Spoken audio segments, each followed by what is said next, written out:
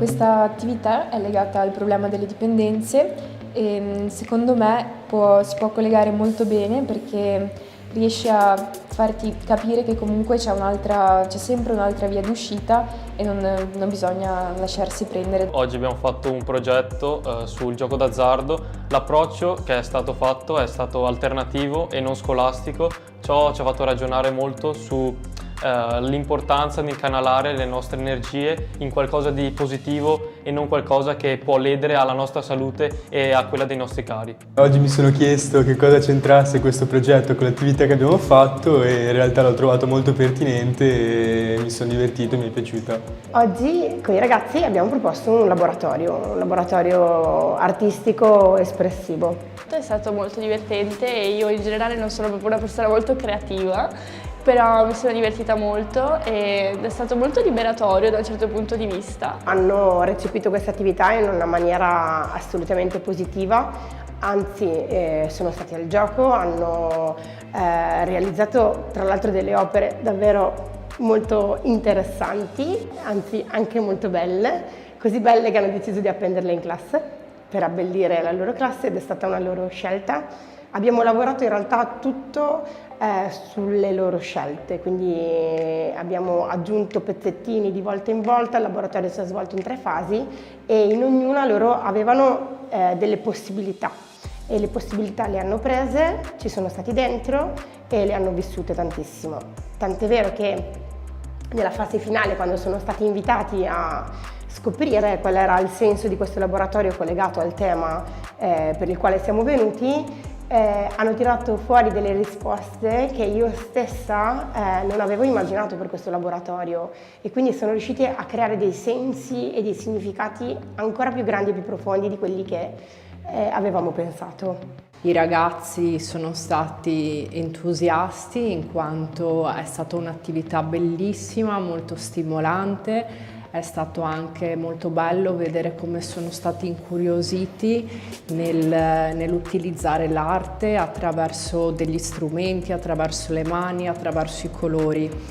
E questo laboratorio ha avuto modo anche di dare la possibilità a questi ragazzi di entrare nel profondo di se stessi e soprattutto in un momento di autoriflessione è stato veramente straordinario come loro sono arrivati a fare dei collegamenti proprio con l'aspetto proprio delle dipendenze che spesso noi adulti facciamo proprio fatica anche a trasmettere verbalmente, invece è stato veramente emozionante che attraverso l'arte loro hanno potuto esprimere la parte più inconscia di loro stessi. Questo laboratorio mi è piaciuto veramente molto perché non è uno dei soliti laboratori dove vengono le persone, parlano, ti spiegano e tutto. È stato molto creativo e ci è piaciuto a tutti, in realtà a tutta la classe. E è stato anche molto introspettivo. Mi è piaciuto molto, soprattutto perché ha dato sfogo alla nostra creatività come classe, ci ha uniti facendoci colorare un percorso tutti insieme e poi facendoci provare emozioni molto, molto belle e interessanti.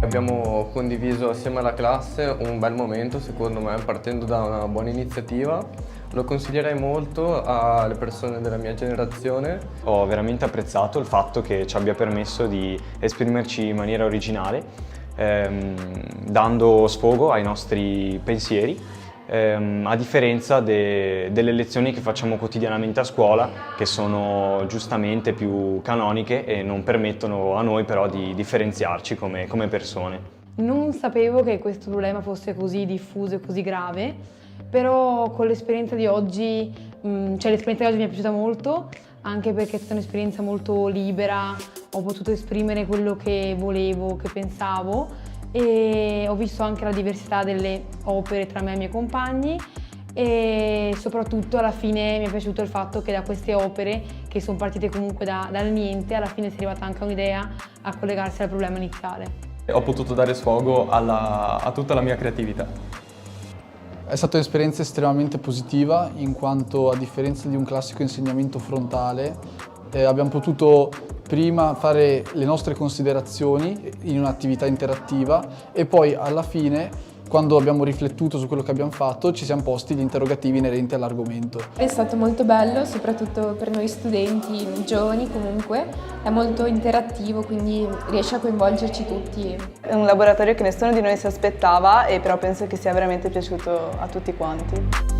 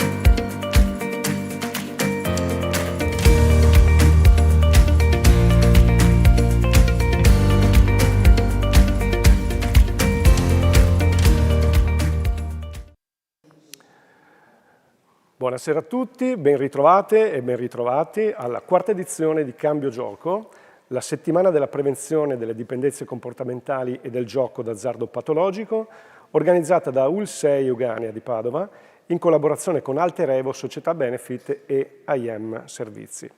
Ringraziamo ancora una volta tutti gli enti che hanno concesso il patrocinio e i numerosi partner che a vario titolo sostengono questa iniziativa, li avete visti nella schermata precedente. Siamo a Padova, ci troviamo all'interno della Sala della Carità e stiamo trasmettendo in diretta sulla pagina Facebook di Cambio Gioco e sul canale YouTube dell'UL6. In questa settimana parleremo di prevenzione e promozione della salute grazie alla presenza di numerose personalità di livello nazionale e internazionale, esperti di benessere psicologico, di educazione, di gestione del denaro, di filosofia, neuroscienze, uso consapevole delle nuove tecnologie e molto altro. Il titolo che abbiamo scelto per questa quarta edizione di Cambio Gioco è Giochiamo d'anticipo, perché l'obiettivo di questa edizione è più che mai la prevenzione, con l'idea che un intervento tempestivo e proattivo possa essere il modo migliore per intercettare il disagio prima che diventi patologico. Il focus quindi è fornire alla comunità e in particolare ai giovani le competenze necessarie per gestire fragilità ed emozioni, promuovendo scelte di salute consapevoli contro ogni forma di dipendenza. E rispetto ai giovani avete visto che nelle settimane precedenti abbiamo realizzato anche dei laboratori nelle scuole e questa mattina abbiamo interagito moltissimo con le scolaresche che erano collegate in videocollegamento. Avrete certamente potuto vedere anche che c'è un sito dedicato a questa iniziativa dove potete trovare tutti i materiali promozionali, l'intero programma e sul sito restano inoltre a vostra disposizione le videoregistrazioni di tutti gli incontri di quest'anno e delle 3 edizioni precedenti. Il sito è www.cambiogiocou6.it. Vi invitiamo quindi sempre a condividere le nostre dirette sui vostri canali e ringraziamo le molte persone che stanno già dando un contributo in questo senso. Salutiamo quindi il pubblico che ci sta seguendo da tutta Italia grazie a queste dirette e le persone in sala.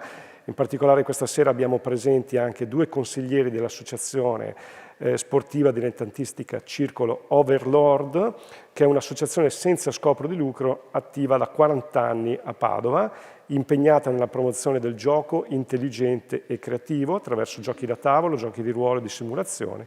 L'associazione favorisce la socialità, l'inclusione, l'educazione non formale, la cittadinanza attiva e il benessere.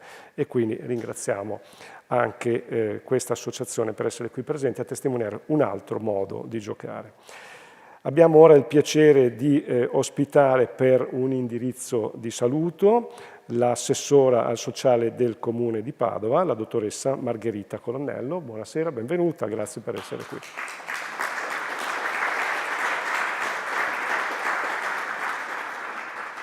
Buonasera a voi, è un piacere essere qui di nuovo ospiti come Comune di Padova in questa bellissima iniziativa organizzata dall'Ulsei Euganea. È un'iniziativa di cui come Comune veramente portiamo un sincero ringraziamento, perché si rivolge a un vasto pubblico in presenza durante le giornate del festival, ma poi avete anche scelto questa formula per cui le registrazioni degli interventi rimangono disponibili per la cittadinanza, e io penso in particolare per studenti e studentesse in tutti gli anni a venire. È veramente un'operazione preziosa che consente di preparare la nostra società, ma vorrei dire la nostra comunità, alla prevenzione, come voi giustamente dicevate in apertura. E questa sera si parla di emozioni e si parla di filosofia. Quindi venendo qui mi è venuto in mente un autore che tra i tanti discute, no? di emozioni, e il mio pensiero è andato al filosofo greco, a Platone, quando in riferimento a come si possono regolare le emozioni immagina la metafora dell'auriga. Quindi tutti noi siamo come degli aurighi che stanno sopra un carro che deve domare 2 anime, 2 cavalli, uno bianco e uno nero, che corrono lungo l'etere. Ecco, questo auriga ha un buon da fare per riuscire a tenere a bada i suoi cavalli, uno con l'anima appetitiva, l'altro con l'anima invece della potenza, e per farlo prova a ispirarsi alla città ideale. Mi è venuta in mente questa immagine perché credo che Cambio Gioco in un certo senso rimandi all'immagine dell'auriga. Questo perché nessuno riesce veramente a domare se stesso soltanto con le proprie forze. È necessaria una città, è necessaria una comunità da cui prendere esempio, da cui sentirsi ascoltati. Non solo, ciascuno è anche in grado di dare il proprio contributo per cambiare la comunità, per cambiare la città, quando è in disequilibrio. La persona, quando è in disequilibrio, quando non riesce a tenere a bada i 2 cavalli, quello nero e quello bianco, può prendere spunto, può chiedere aiuto a una comunità in equilibrio. E una comunità in disequilibrio, e viviamo in tempi di grande disequilibrio, che forse non riescono a dare un vero contributo alle persone singole per riuscire ad uscire dalla propria dipendenza, dal proprio disequilibrio, ecco, anche il singolo può dare una mano a tutta la comunità, a tutta la città. E Cambio Gioco fa questo, prepara una comunità a essere supporto per il singolo e chiede al singolo di essere supporto per tutta la comunità. Quindi io veramente ringrazio l'Ulsei Euganea per aver deciso di investire nella nostra comunità, nella nostra città, e porto ancora il saluto di tutta l'amministrazione. Grazie.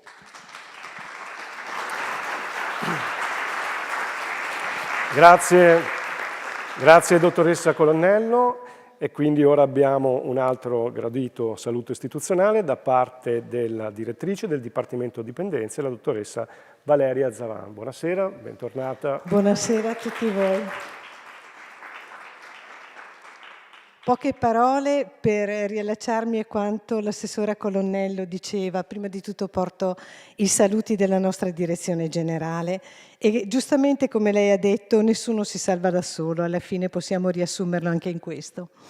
Credo che sia importante questa serata. Io ho già fatto i saluti istituzionali questa mattina, però il nessuno si salva da solo anche significa che questa sera ci sono persone molto diverse da quelle che c'erano questa mattina.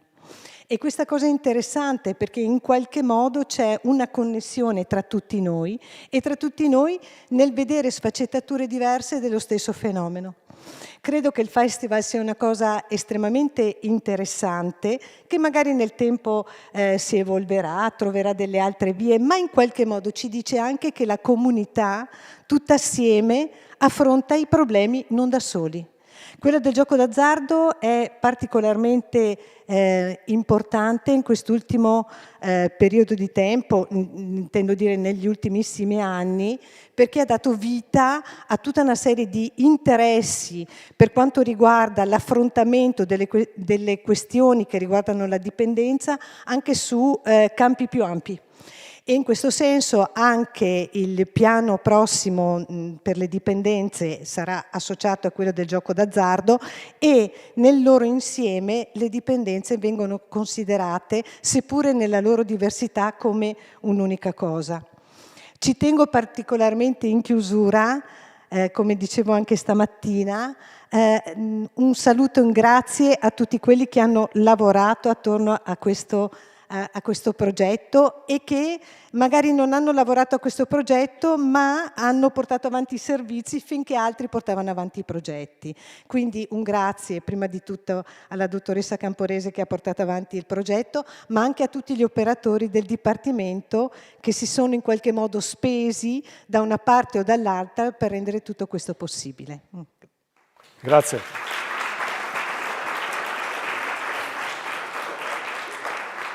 Abbiamo ora l'intervento del sostituto direttore di struttura complessa, unità operativa complessa Psichiatria 1, la dottoressa Elena Rossi, che ringraziamo per la sua presenza. Grazie dottoressa.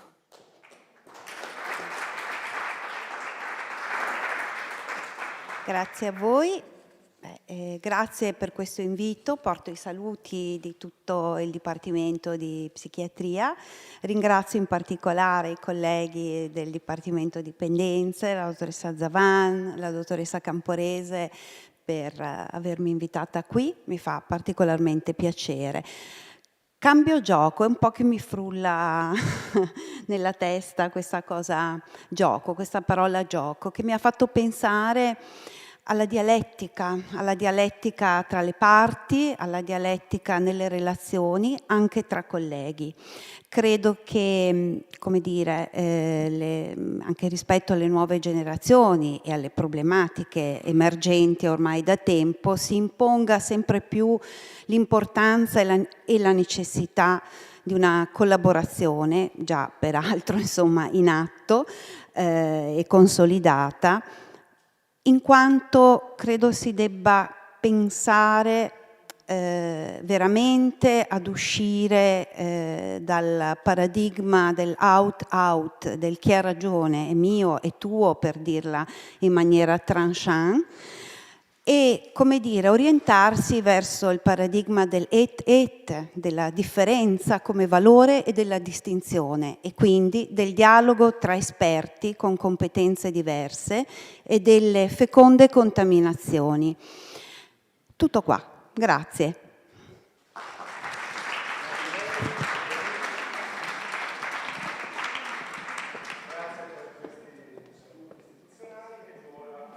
Entriamo nel vivo del nostro incontro di questa sera, a cui abbiamo dato il titolo Il tempo ritrovato. Abbiamo con noi per parlare di questo tema Stefano Rossi, psicopedagogista ed esperto di educazione emotiva, e Matteo Saudino, insegnante di filosofia e storia e autore e ideatore del canale YouTube Barba Sofia. Li accogliamo con un applauso. E li ringraziamo di cuore per essere qui insieme per la prima volta, si sono prestati a questa nostra proposta perché attorno a questo tema noi vorremmo proprio questa sera stimolare un confronto, un dibattito tra due persone che stimiamo molto e che sappiamo condividere le finalità di questo festival, ma anche tra due mondi, perché quello della psicopedagogia e quello della filosofia possono fare molto in tema di prevenzione e promozione della salute. Entrambi lavorano con i ragazzi, parleremo anche di questo, entrambi li incontreranno durante questo festival, domani mattina Matteo Saudino e questa mattina Stefano Rossi ha già incontrato i nostri studenti. Ecco, questa sera vorremmo appunto esplorare con voi questo tema, perché noi siamo immersi in un'epoca di costante iperstimolazione e quindi perdiamo di fatto la possibilità di appropriarci del tempo e di noi stessi. Allora la domanda per voi è: come facciamo a riappropriarci del tempo? E quindi l'invito è a aprire le danze, chi vuole prendere la parola per primo, e poi avremo modo avrete modo di scambiarvi la parola, appunto. Iniziamo?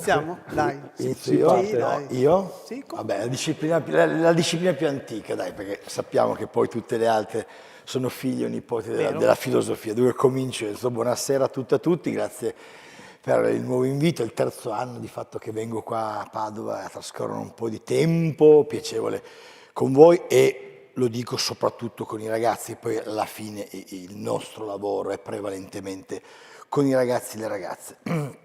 I mondi cambiano sempre, cambio gioco, in realtà cambiano i mondi. La caratteristica del mondo in cui noi viviamo è l'ultravelocità. Non c'è mai stato un mondo così veloce. Se il Novecento, se il XX secolo ci è sembrato veloce, io e alcuni penso di presenti affondo le radici nel Novecento, il Novecento a scuola, il Novecento nel mondo della cultura, l'abbiamo percepito come veloci, la tecnologia velocissima. Ebbene, il XXI secolo è ancora più rapido e nella velocità gli esseri umani faticano a capire chi sono.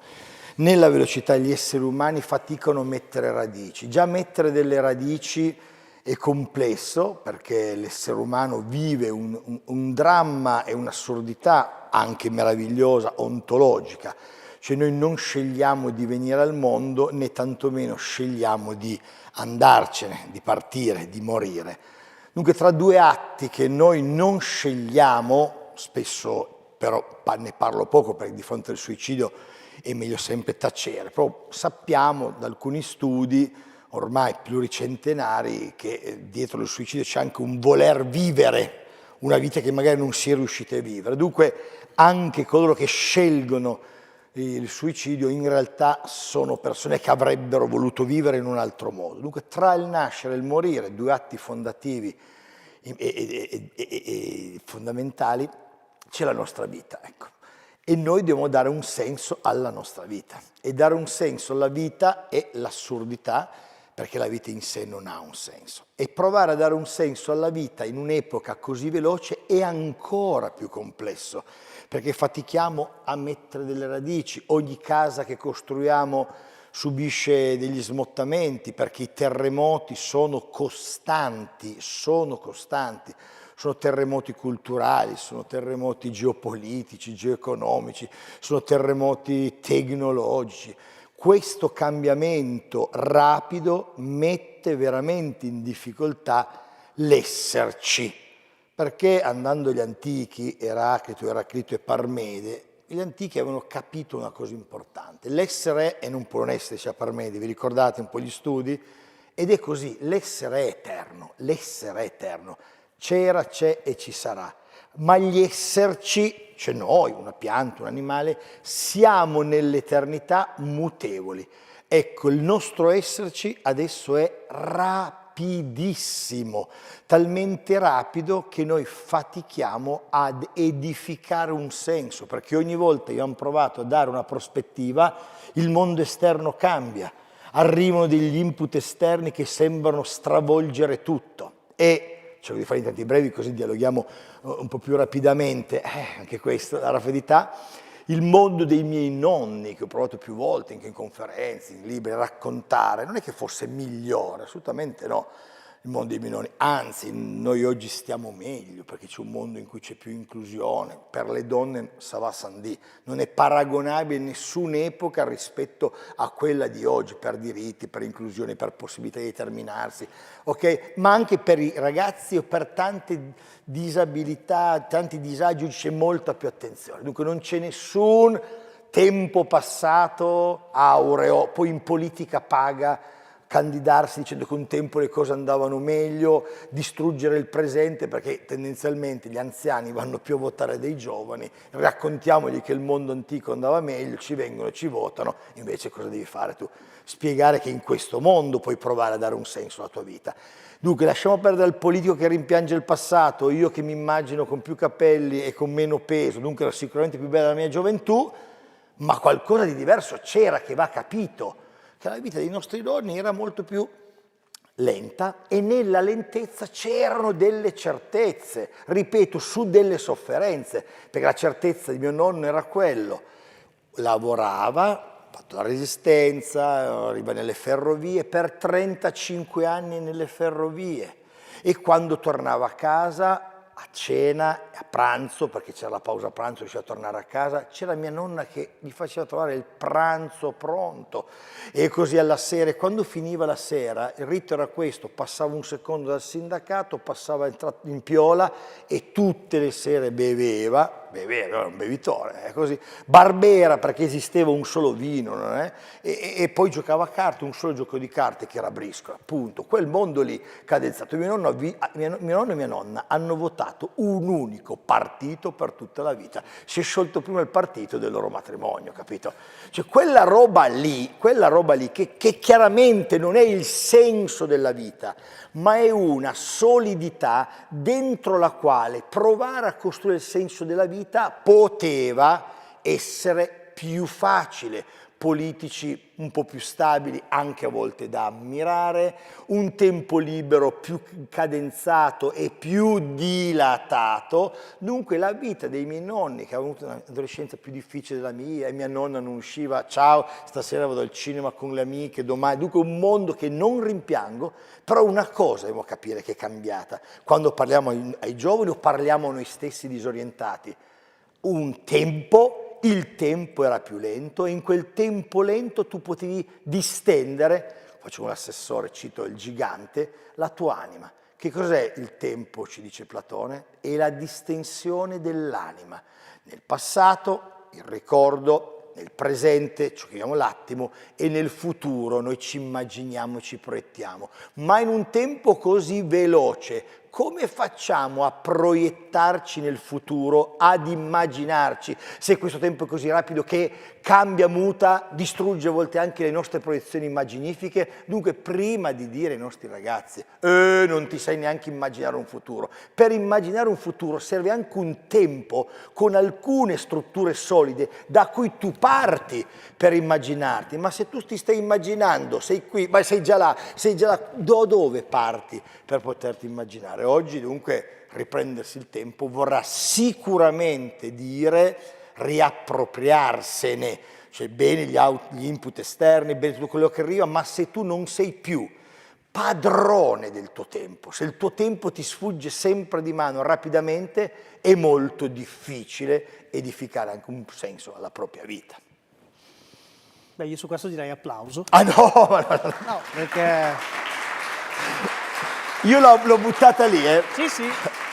Mi suol dire, l'ho appoggiata piano, subito il senso della vita nel tempo. Adesso lascio a te la parola. Intanto anche per me è un piacere tornare a Cambio Gioco, dove ho trovato insomma persone, non solo che progetti di valore. Beh, insomma, sul tema del tempo mi veniva in mente, io sono un po', diciamo, passami il termine, un pensatore liquido, ibrido, quindi a me piace un po' far dialogare psicologia, filosofia, eccetera, e mentre parlavi mi venivano in mente due cose. La prima, Bauman, che è il pensatore della modernità liquida. Cioè Bauman ci ha detto, oggi siamo in un tempo liquido, perché l'unica certezza è che non ci sono più certezze. Ora, questo impatta sulla psicologia dei nostri ragazzi e impatta sulla psicologia degli adulti e dei genitori. Perché? Io uso un po' questa metafora provando a dire che oggi i genitori contemporanei, almeno per come li vedo nel mio studio e nei miei eventi, sono un po' i genitori nella nebbia. Perché nella nebbia? Perché, insomma, citando un altro gigante, Nietzsche, noi siamo nel tempo della morte di Dio e il tempo della morte di Dio è il tempo dello svuotamento del cielo. Ora, se il cielo si è svuotato, noi siamo, a proposito di senso, disorientati. siamo privi di orientamento. Quindi la prima fatica dei genitori contemporanei non è solo la ricettina per educare il figlio, ma c'è una domanda, secondo me, filosofica più potente. A cosa educo mio figlio se il cielo sopra le nostre teste si è svuotato? E qui le cose diventano complesse, perché qui butto già un tema, poi mi dici come risuoni. Io penso che in un tempo in cui il cielo si svuota, da un lato corriamo di più. Noi siamo nella società della fretta, siamo nella società della agitazione, siamo anche nella società dell'esaurimento. Non deve stupirci il fatto che la depressione tipica è una depressione del rallentamento. Oggi il burnout è una depressione della accelerazione. Andiamo in autocombustione. Perché? Perché lavoriamo troppo, perché pensiamo troppo, ma pensiamo troppo in modo sbagliato, perché fondamentalmente produciamo troppo. E c'è un filosofo e uno psicanalista argentino che a me piace molto, che è Miguel Benassayag, che dice: oggi dobbiamo funzionare invece che esistere. Cosa vuol dire funzionare invece che esistere? Beh, a livello psichico noi dobbiamo sia funzionare che esistere. Noi abbiamo fatto una bella cena, abbiamo chiacchierato, abbiamo anche sbagliato strada, quindi ci scusiamo per il ritardo, ma lui ha fatto l'errore di affidarsi a me a livello, diciamo, di geolocalizzazione. Siamo quindi non arrivati in tempo su una conferenza sul tempo, e già quello va bene, è l'assurdo della vita, ma al netto di questo, paradossalmente, perdendoci, abbiamo parlato di più, ci siamo connessi di più, ci siamo conosciuti un po' di più. Quindi, dicevo, funzionare e esistere sono due dimensioni che dovrebbero danzare insieme. C'è la dimensione dell'esistere, la cura dei legami, la cura dell'anima, la cura di tutto ciò che non è produttivo, e poi c'è la dimensione del funzionamento. Noi qui abbiamo un tempo, dobbiamo essere in qualche modo sul pezzo, dobbiamo essere professionali, competenti. Ora, il tema qual è oggi? Che nella società dell'accelerazione a tutti noi viene chiesto di funzionare di più e di esistere di meno. E qui purtroppo cosa succede? Che la salute mentale dei nostri bimbi e dei nostri ragazzi si ammala. Si ammala perché è inutile girarci troppo intorno. Ci siamo raccontati la favoletta del tempo di qualità. Sì, il tempo di qualità è qualitativo, ma sotto una certa quantità il tempo di qualità non regge. Perché? Perché i vostri bambini, anche i vostri adolescenti, anche se non sembrerebbe, hanno bisogno di un porto sicuro. Chi è il porto sicuro? È quell'adulto che ti fa sentire che ti vede.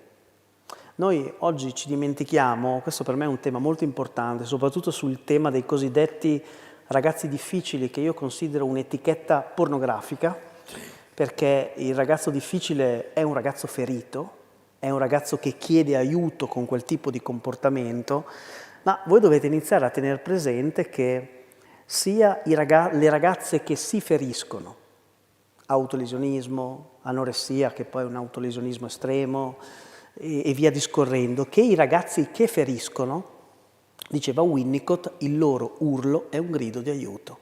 Ti stanno dicendo: oh, ma tu che mi hai messo al mondo, mi vedi? Mi pensi?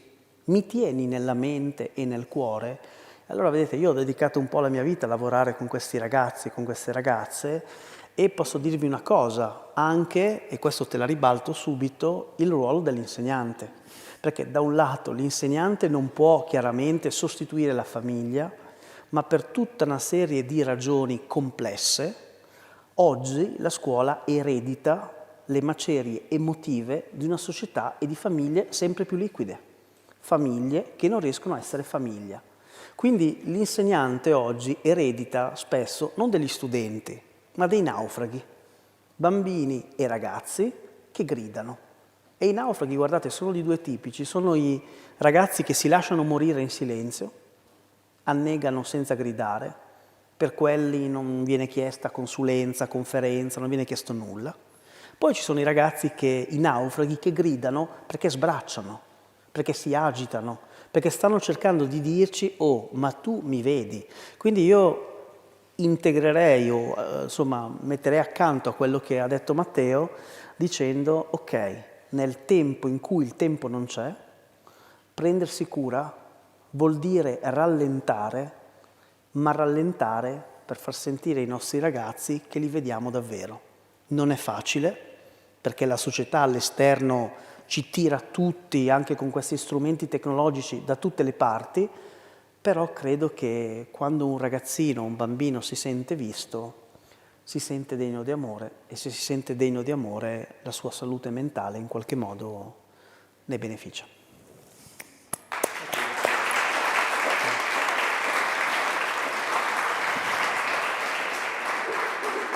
Guarda, il tuo intervento, Stefano, mi fa venire in mente un altro grande pensatore del Novecento, la cui poi vicenda politica è chiaramente macchiata in maniera indelebile dall'adesione, poi un po' messa a tacere al nazionalsocialismo e al nazismo, che è Heidegger. Heidegger, di Essere tempo, per me rimane un punto di riferimento proprio per trovare un orientamento nella nostra società. Il punto di partenza di Heidegger è semplice e complesso allo stesso tempo. Noi siamo gettati nel mondo, nello spazio e nel tempo. Sono le due dimensioni di cui noi dobbiamo prenderci cura. Ma noi viviamo in una società, parliamo della nostra, non la metto in alternativa a cosa può essere l'Iran, la Cina, perché dobbiamo anche a un certo punto parlare di noi.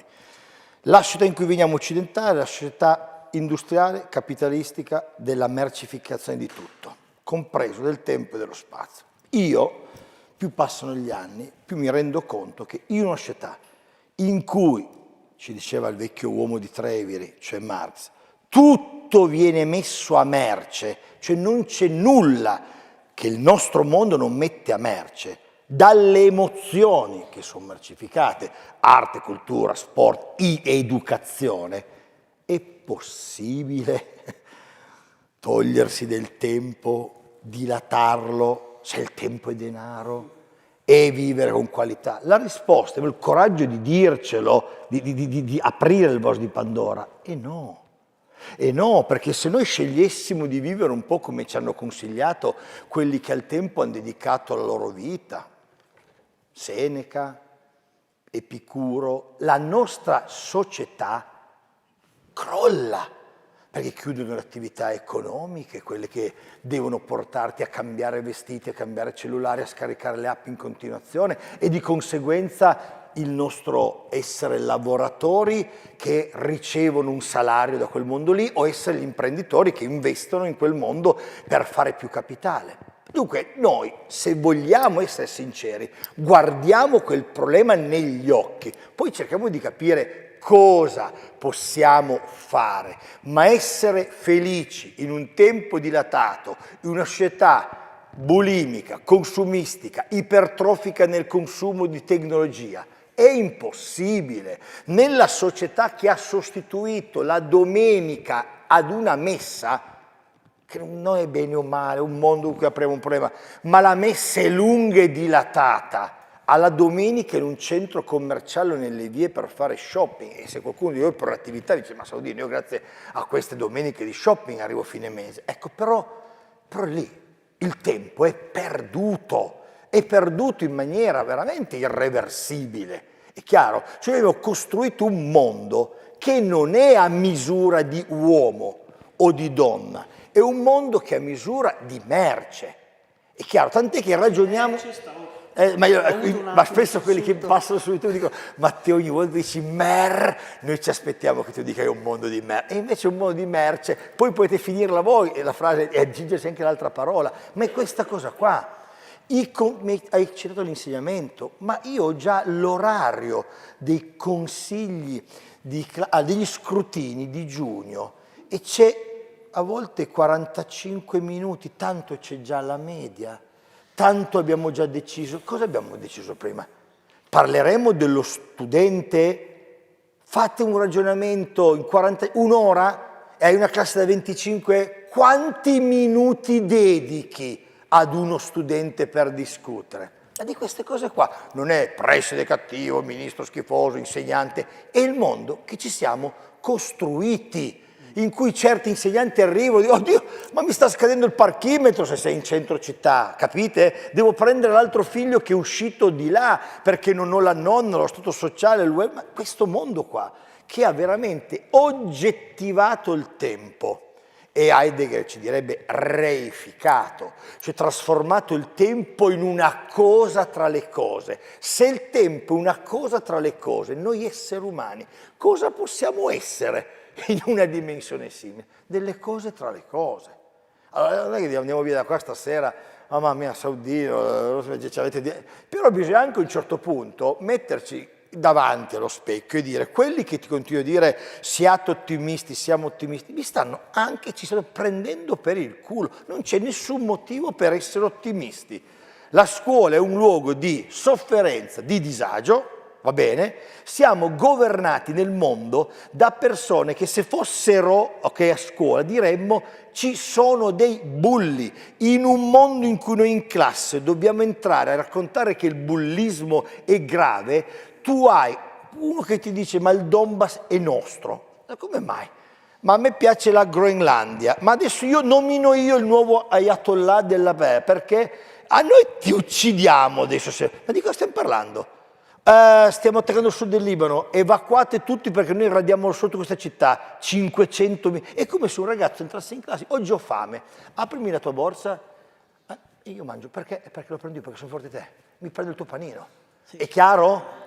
Cioè noi abbiamo al governo dei paesi più forti del mondo delle persone violente, bulle, che non rispettano gli altri, che infliggono sofferenze, e non vuole essere un buon motivo per non andare in direzione contraria, ma dobbiamo partire da lì. Quando ci diciamo ma guarda che la violenza, il bullismo sono sbagliati, non pagano, loro non è che vivono in un mondo dove abbiamo dei ragazzi che hanno fatto i soldi, che hanno fatto i reel da Dubai e dicono meglio le bombe che pagare le tasse. I nostri figli sono in quel mondo lì, hanno un insegnante, un papà e una mamma, spesso anche la mamma hanno scelto di avere magari quei valori lì, e poi c'è questa scuola che dovrebbe dirti delle altre cose, ma oggi è come se la scuola a un certo punto fosse fuori, ti insegna delle cose, se te le insegna, che non sono quelle che loro vedono qui, a meno che non si costruiscono un profilo loro di contenuti e ammesso Medici Senza Frontiere, seguono la parrocchia o quello.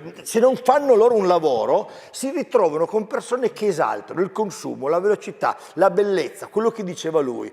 Ne parlavamo a tavola, bellissimo il tuo intervento, quando mi hai detto a tavola, quasi mi verrebbe da rimpiangere, no, intendiamoci se frainteso, l'anoressia per rabbia contro la mamma e il papà, un grido per dire maledizione, non mi fate vivere cosa vorrei io, all'anoressia imitativa, estetica, edonistica da esposizione. Cioè noi siamo arrivati a un'anoressia che diventa un fisico, è sempre un grido di dolore, ma un fisico che va modellato. Io ho una mia allieva che si è appena fatta rifare il naso per averlo finissimo, mentre dentro l'anoressia i suoi genitori probabilmente perché sono disperati, le hanno fatto fare anche, si sta costruendo un'immagine che è quella che vede su. Allora, questo è il problema grande. Il mondo in cui noi viviamo è un mondo in cui il tempo è un luogo, scusate adesso, in cui bisogna tutti essere delle merci, tutti siamo in vendita e tutti abbiamo sempre un prodotto da vendere o da piazzare. E quando la scuola ragiona in termini di tempo, lo vuole ottimizzare e ci stiamo inondando a scuole di tecnologia pensando che siano laboratori multimediali, che sia la realtà virtuale aumentata a risolvere i problemi di apprendimento. Ma guardate che il ragazzino, lo studente o studentessa, alla quarta volta che entra in un'aula a realtà virtuale aumentata, una volta è corsa in mezzo ai dinosauri, l'altra volta avrà viaggiato in mezzo alle opere di Caravaggio, l'altra volta nuotava nel DNA, ma la quinta volta si sono già rotti le scatole, si sono già annoiati di quella roba lì, perché il mondo ti dice consuma. E allora, e chiudo, quando Heidegger ci dice noi abbiamo un'alternativa, progettare una vita autentica o vivere nell'anonimato del sì, si dice si è. Noi siamo in un mondo che vuole vite inautentiche, si dice si è, c'è lo spritz, l'aperitivo, vado a ballare qua, la domenica qua, perché? Ma si dice si è, si vota così, si fa così, mi metto così, sì. Heidegger no. La vita autentica è quella in cui tu ti prendi cura delle persone, delle cose e di te stesso, ma per prendersi cura di noi, degli altri, delle cose, torniamo lì, serve tempo. Se il tempo te lo sottraggono in maniera sexy, lavorando sul principio, ci torniamo dopo, freudiano del piacere, cioè quello che ti chiedono è vieni qua con noi, godrai tanto, e tu gli cedi volontariamente il tuo tempo, perché ti inondano di input, ok, eroticamente appaganti. Oh, ma scusate, mi chiudo un minuto, poi te lo lascio. Ma è possibile che in questo paese, appena accendo la televisione, ci sono soltanto persone che cucinano? E ho visto uno che ama cucinare, ma ci sono più i cuochi maschi, più le donne, che sembrano diventati i nuovi santori, ma non è difficile da capire. Il cibo ha una dimensione che stimola il consumo, l'erotismo, noi stiamo lì a guardare le torte, i primi, secondi, terzi, sbaviamo per queste cose, pollici in su, pollici in giù. E non dico che l'alternativa è girare per Padova con Dostoevskij, che non ci farebbe neanche male, ma se la proposta è eroticamente appagante, cibo, sei se ne parla magari dopo, e tu come fai a uscire da una cosa che è talmente appagante a cui tu dai il tempo? Perché se domani ci fosse qua il fascismo, può darsi che torni anche, e ci dica domani tutti a Padova a fare ginnastica in piazza qua, qualcuno vi direbbe, oh, ma io devo andare a fare la ginnastica il sabato fascista, non ci vado, perché vedi uno che ti sta prendendo il tempo perché ti obbliga ad andare a fare ginnastica. Ma se tu sei in un mondo in cui nessuno ti dice che ti ruba il tempo, ma ti inondano di cose, in cambio del quale tu gli dai tutto il tuo tempo, perché ti coccolano, e il cibo, e gli addominali, e il gaming, e la vincita. Guarda che sei tu che stabilisci chi sta in una casa, chi vince il Grande Fratello, chi ha vinto Sanremo. Guarda, siamo noi che gli diamo il nostro tempo, è chiaro? Quando te lo prendono in maniera seduttiva è molto più difficile capire che tu lo stai cedendo. Questo, il potere, lo sa. E oggi il potere non arriva e ti dà dei ceffoni, in alcune parti del mondo sì, nelle altre parti ti coccola, vieni con me, stai con me, ti faccio passare del bel tempo. E tu è l'intrattenimento. È l'intrattenimento e ti prendono il tempo. Se tu sei disposto a cedere volontariamente la cosa più preziosa che hai, mi spiace dire, ma loro hanno vinto.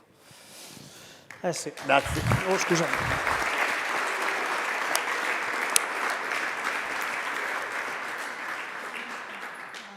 Allora, tante cose hai messo sul piatto di interessanti. Beh, parto da una. Il fanatismo dell'apertura. Cioè noi siamo in una società che ci vuole open, ci vuole aperti.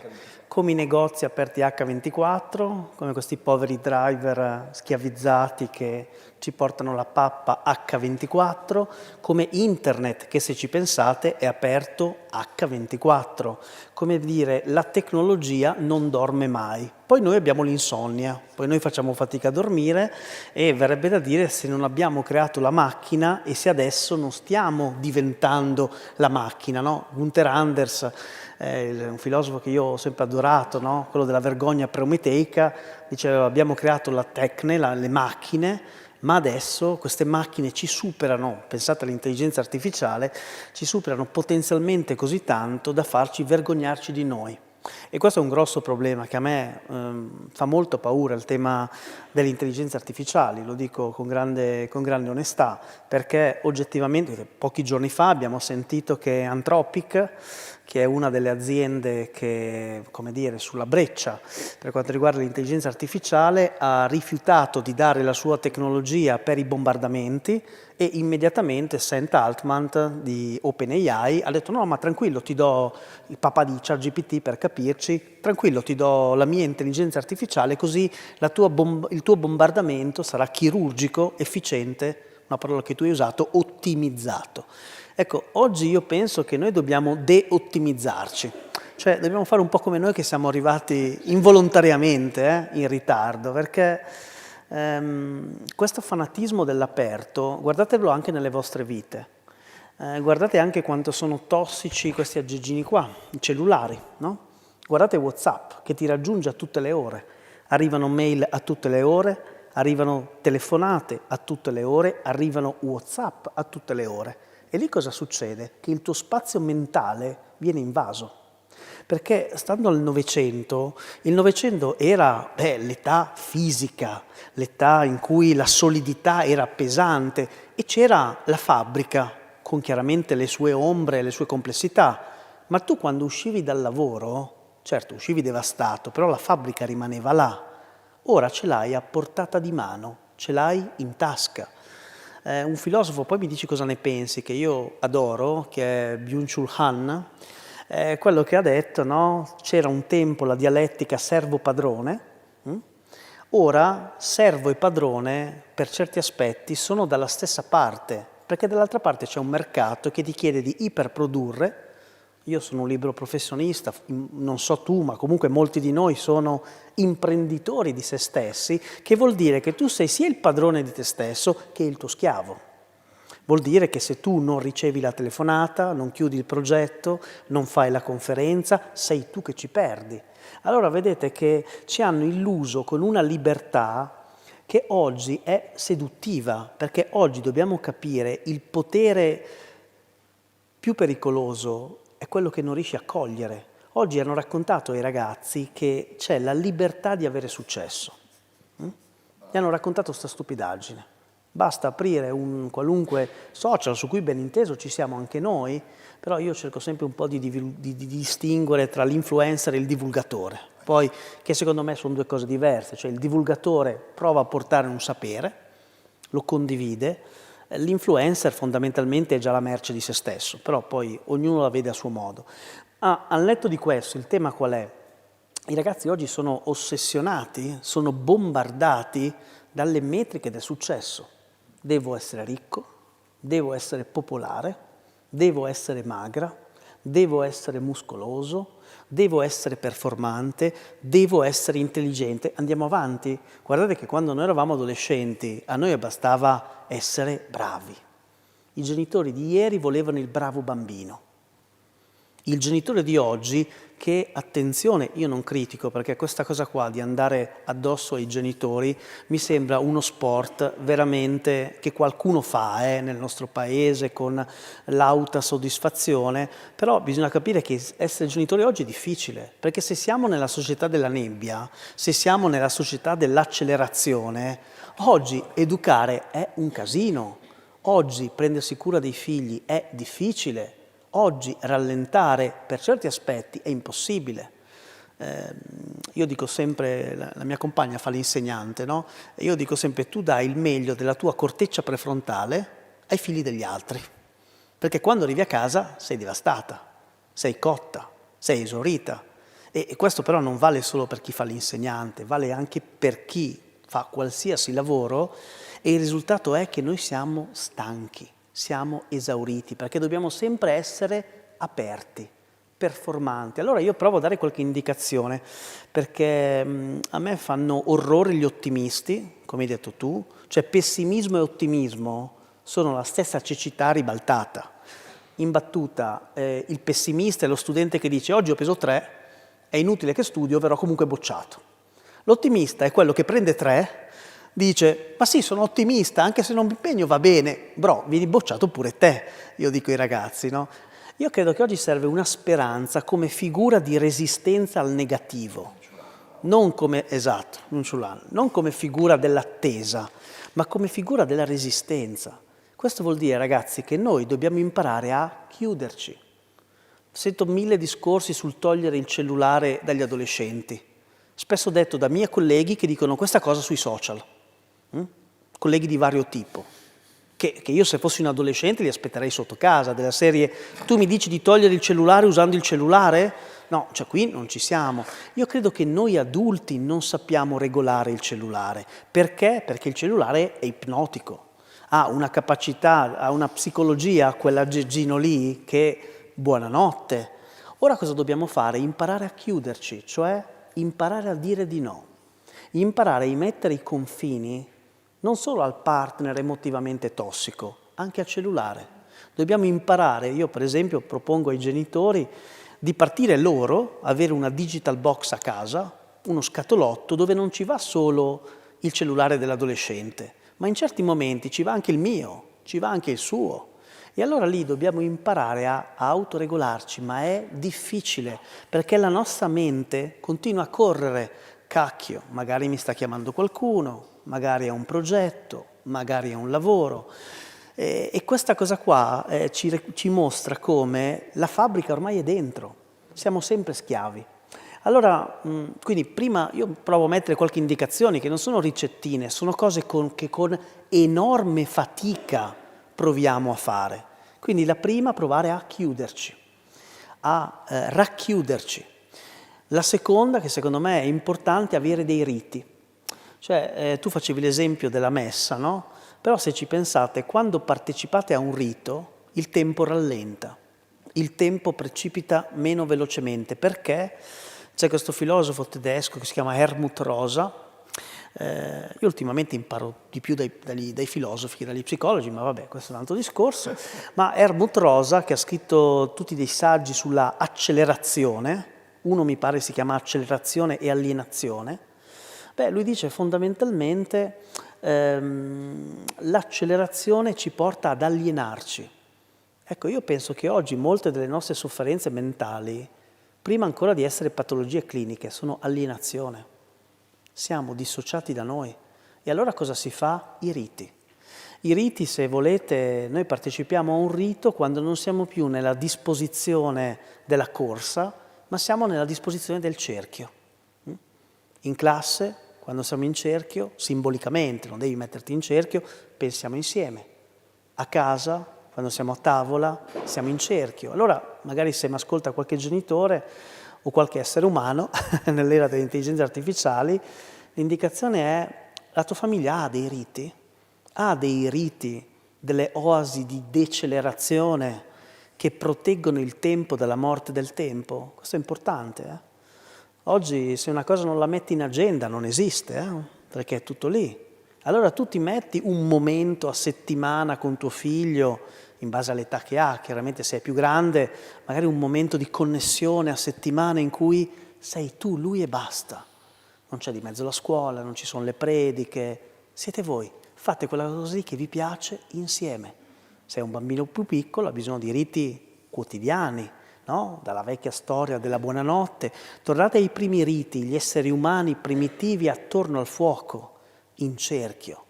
E i riti, oggi noi dobbiamo crearci i nostri riti. Ciascuno di noi dovrebbe avere, secondo me, almeno un momento, adesso dico una cosa impopolarissima, un momento al giorno in cui leggere. Leggere, cura dell'anima. Ma dottore, ma io questo, quello e quell'altro. Ho capito, però momenti come questi sono preziosi, ma devono stimolarvi il piacere di approfondire. La società della velocità è la società della superficialità. Tanto è vero che tutte le piattaforme, salvo YouTube, si stanno tiktokizzando. L'algoritmo vuole contenuti più brevi, più rapidi, così rimaniamo più deficienti, più superficiali, no? Io devo fare dei video ai genitori in 1 minuto su Instagram, devo continuare a tagliarli, taglia, e devi provare ad argomentare, perché se non argomenti è un casino. Allora, adesso ti ridò la parola, perdonami, seconda quindi indicazione, creiamoci dei riti, un rito per leggere, un rito anche al giorno, un momento solo per noi, 10 minuti, 20 minuti, in cui sei fuori dai social, cellulare spento, sei in contatto con la tua anima, sei in contatto con la tua psiche. La natura aiuta. Hillman, che è stato un grande psicologo, un grande filosofo, ha detto: guardate che perché soffriamo tutti d'ansia? Perché noi abbiamo creato una separazione brutale tra l'anima intesa come psiche e l'anima del mondo. Risultato? Il mondo è rimasto senza anima. Lo bombardiamo, lo violentiamo, facciamo di tutto. E l'anima individuale ha sulle spalle, il peso gigantesco del doversi realizzare. Quindi noi pieni di ansia, il mondo senza anima. Allora avere un luogo dell'anima, un piccolo luogo dove ogni giorno provi a metterti in contatto con te stesso. Per me, da quando vivo in provincia di Brescia, è un angolino del lago d'Iseo. Quando ci sono, io una mezz'oretta sono io e il lago. Il lago mi pensa, io lo sento. il lago mi parla, io sento la mia anima. E allora io credo che se noi siamo così disconnessi da noi stessi, da continuare a buttarci dentro, no, lo scrolling infinito, perché un conto è che quando guardi un video di YouTube in cui lui ti spiega Platone, ti spiega Heidegger, che dura 20 minuti, e allora quello è un tempo lento, è un tempo in cui pensi. Un'altra cosa è quando ti rincoglionisci su TikTok con i video spam, no? Allora ecco, terza indicazione, tempo. Custodire il nostro tempo lento. Credo che solo così possiamo rallentare, perché sennò sapete cosa succede? Battuta finale, la domenica, che finalmente magari potresti produrre di meno, hai l'horror vacui. Cioè non riesci a stare in contatto con te stesso perché non ti conosci, perché quello che hai dentro è uno straniero, perché ti sei talmente alienato, mercificato, che fondamentalmente ti dà ansia stare in contatto con te.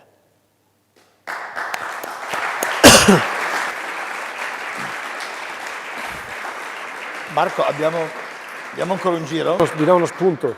Vai. Sì. Ti do uno spunto, Ti do ma sembrava così uno carino. sputo.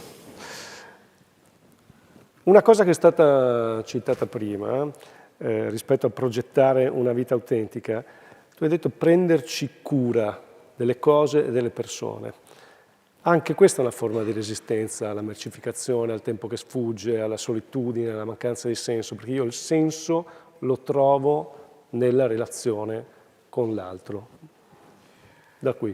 Ma io penso che l'essere umano non sia un atomo, sia fatto di atomi, ma lui nella sua complessità non è un atomo. Teoria democritea a cui sono tanto affezionato perché sicuramente libera da una dimensione magari metafisica, religiosa, che ti porta a dire beh, la responsabilità è di altro, no, lui mette l'uomo al centro, ma l'uomo con le relazioni. Democrito, che anticipa Socrate in alcuni aspetti, anzi addirittura muore dopo Socrate, però noi chiamiamo Socrate, noi sorta di Gesù della filosofia, c'è un prima e un dopo Socrate, ma Democrito e poi ovviamente Socrate cosa ci dicono? Ci dicono che noi conosciamo noi stessi in relazione all'altro. Noi non realizziamo noi stessi a partire da tutto quello che c'è in noi stessi sin dalla nascita. Noi appunto non siamo le monadi di Leibniz, matematico e filosofo tedesco del Settecento. Secondo Leibniz la realtà è fatta di monadi, ogni monade ha dentro di sé tutte le possibilità del suo divenire. Ecco, noi esseri umani abbiamo le possibilità del nostro divenire in base agli incontri che facciamo. Papà, la mamma, l'insegnante, l'educatore, l'allenatore, l'amico, la persona di cui ci innamoriamo. E nella relazione che noi possiamo sbocciare o altrimenti appassire. E ogni percorso di crescita ha a che fare con la relazione. Un percorso di crescita sportivo è fatto di relazione, un percorso di crescita scolastico, di relazione. Ma torniamo lì. Se tutto è prestazione, se tutto è ottimizzazione, se tutto è quantificazione, la relazione svanisce. Lo so, sono un vecchio ancora che va a criticare il capitalismo, che sembra incriticabile, ma io lo dico, questa è una macchina non fatta per l'essere umano. La società capitalistica industriale costruisce scuole in cui non c'è la relazione al centro, ce lo diciamo, ma poi ci sono spazi contingentati, tempi contingentati, numeri da rispettare, fondi che ci sono o non ci sono, obiettivi da realizzare e ci sono delle griglie dentro cui inserire i nostri studenti. Le griglie vanno bene per fare le grigliate a Pasquetta, ma non per fare... Però se noi dovessimo avere un rapporto con ogni singolo allievo, quanti docenti, e anche preparati, non bastano i docenti, quanto tempo servirebbe? Non c'è. Socrate si alzava al mattino, diceva a Santippe che andava a comprare il pesce, tornava dopo 2 giorni con l'insalata, ma dove sei stato? E magari ha fatto un simposio, è finito a casa di Agatone, hanno parlato, hanno fatto l'amore, ma non è che doveva dire adesso c'ho un WhatsApp, devo rispondere, sono l'amante. Il tempo per Socrate è dilatato.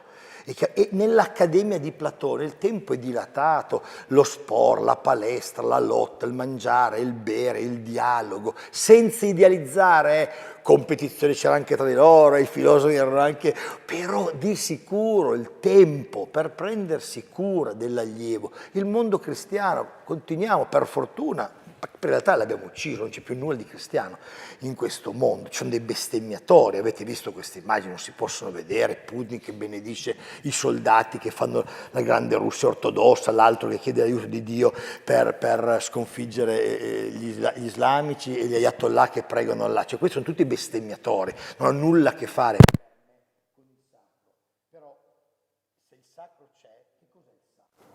È lo staccato tutto? Il sacro, eccoci di nuovo, il sacro ha a che fare con la dilatazione del tempo e della cura dell'anima. Ripeto, ci mettiamo ogni 3x2 alla parola cristiani, le radici cristiane dell'Europa, dell'Italia, ma il cristianesimo, quando erano abbazie, cistercensi, monaci, cos'era il tempo? Dilatato, no? Coltivavi il tuo giardino, il tempo dilatato, la tua pecora, la tua capra, il latte, il formaggio, dilatato, la discussione, no, che c'era dentro le scuole filosofiche cristiane, argomentavi, discutevi sulle piccole cose legate, non so, a un testo sacro, a Dio, cioè ti prendevi il tempo per conoscere te stesso, sviluppare la tua anima, distenderla. In un mondo come di questo tipo non c'è proprio il tempo per la cura personale.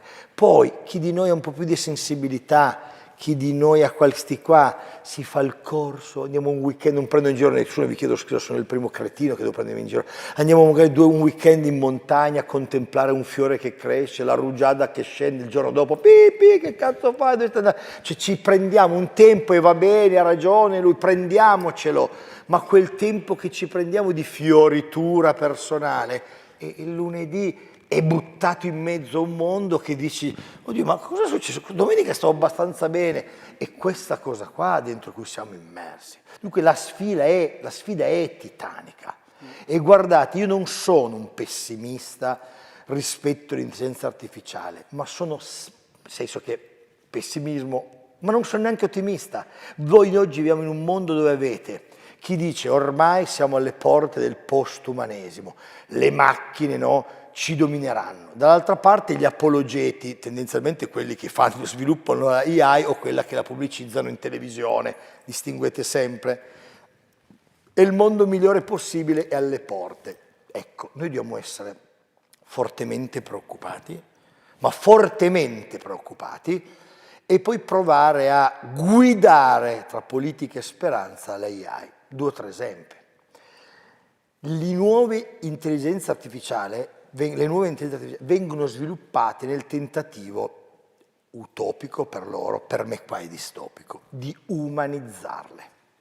I grandi investimenti di Bezos, i grandi investimenti di Zuckerberg, più che i grandi investimenti nell'AI della Cina o di Israele, ad esempio, che sono più di controllo, sono AI di controllo statico. I privati vogliono poi venderci un prodotto e secondo loro il prodotto da vendere ottimale non domani, tra poche ore, ragionano sempre nel breve periodo, è una AI di fatto umanizzata che entri in empatia con noi. Mettete insieme i pezzi.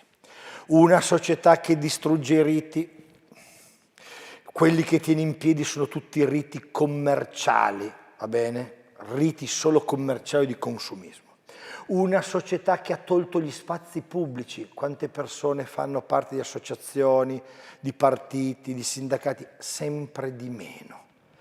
Quante persone hanno nel luogo pubblico e collettivo la dimensione del vivere? Hobsbawm nel Secolo Breve dice non so cosa sarà il XXI secolo nel dettaglio, ma una cosa sono quasi certo sarà il secolo dove gli individui penseranno di vivere quasi senza la società. Le profezie di Ronald Reagan, di Margaret Thatcher, in parte anche di Silvio Berlusconi. Sei tu a casa, la tua televisione, il pranzo servito, mai buongiorno, la tua palestra, il tuo abbonamento, è vincitore. Io il mio corso di paddle, il mio abbonamento singolo, la squadra, il rugby, la pallavolo, ci ritroviamo, la festa del paese, l'oratorio, il quartiere, la discussione politica, quella è la dimensione collettiva. Noi siamo dunque in un mondo molto più soli, molto dunque più individualizzati, con riti commerciali, siamo soli. La solitudine, poi ne parlo nel minuto proprio di questa cosa qua, la solitudine è la grande malattia della nostra epoca. In un mondo di soli arriva lei, l'intelligenza artificiale che ti capisce, tu la imposti, è empatica. Io una settimana fa seguivo che le app di intelligenza artificiale erotica sessuale stanno avendo un boom incredibile e le aziende stanno realizzando dei profitti giganteschi. E allora, curioso, è il mio mestiere, devo farlo, vado, la scarico e faccio tutto sino a quando c'è l'abbonamento. E l'abbonamento è, se tu la vuoi giornaliera, settimanale o anche mensile. Vedi dove siamo arrivati, Ti costruisci il tuo partner, ok? Il tuo partner di gioco erotico sessuale. Scegli i livelli. Allora, c'è il mercato, dove prendi il tacchino e il poce, scegli il fisico che vuoi. Dunque tu proietti te stesso, non la relazione con l'altro, te stesso, e costruisci il fisico atletico, magro, curvi, costruisci. Secondo step, cosa vuoi fare? Amicizia, amore, dialogo romantico, schiavo e padrone, insegnante allievo, fabbrica, luogo, costruisci la dimensione di dialogo e poi vai avanti sulla dimensione sessuale, vuoi il trash talk, eccetera, eccetera. Ma l'ultimo passaggio è che coinvolgimento emozionale, dialogico vuoi? Gliel'hanno imposto in realtà le regole, perché tu, ti dico, attenzione, se scegli uno, magari se hai scelto il linguaggio trash, ti dirà, picchiami, rimani lì. Se hai scelto romantico nel livello 2, ci vediamo, ti voglio bene, ma se tu scegli 5, loro ti vogliono dire, attenzione che può essere molto molto forte, perché ti chiederà sempre più di mettere delle tue cose, così lei o lui dialogherà con te conoscendoti. Da lì a suicidarsi, qualcuno si è suicidato, c'è un passo, ma da lì a stare male, a entrare in un mondo di cui poi tu non sai, in cui non sai più come muori, il passo è brevissimo, perché ragazzi soli che faticano a dire ti voglio bene, ti amo.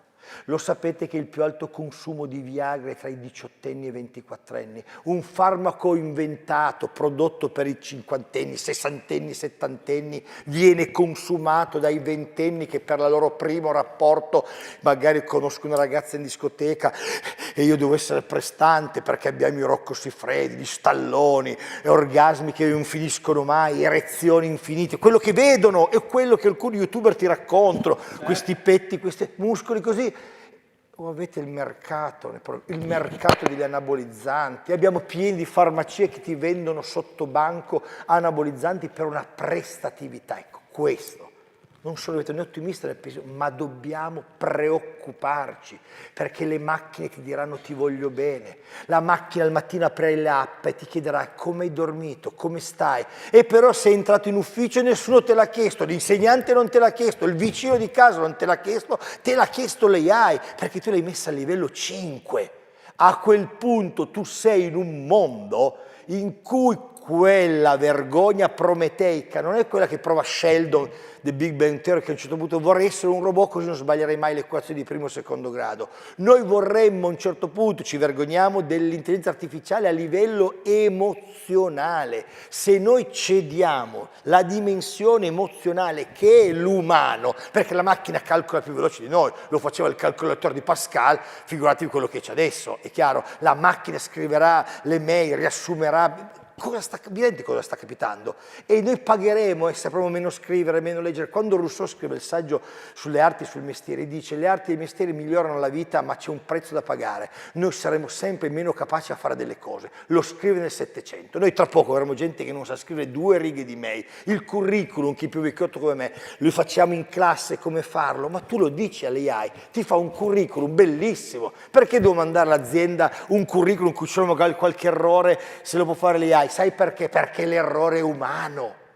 L'umano sbaglia, l'umano si emoziona in maniera non perfetta, ma l'AI invece sarà anche sulle emozioni totalizzante. Allora capite di cosa stiamo parlando. Il film Her non è lontano quando Joaquin Phoenix si innamora del computer perdutamente. Ci sembravano alcune puntate di Black Mirror, quelle in cui la ragazza perde il fidanzato, lo fa ricostruire alla fine mettendo...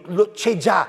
Voi avete la possibilità di prendere tutti i ricordi, tutti i WhatsApp, tutte le mail scritte da un defunto e potete ricostruire un'intelligenza artificiale che è il vostro parente amico morto.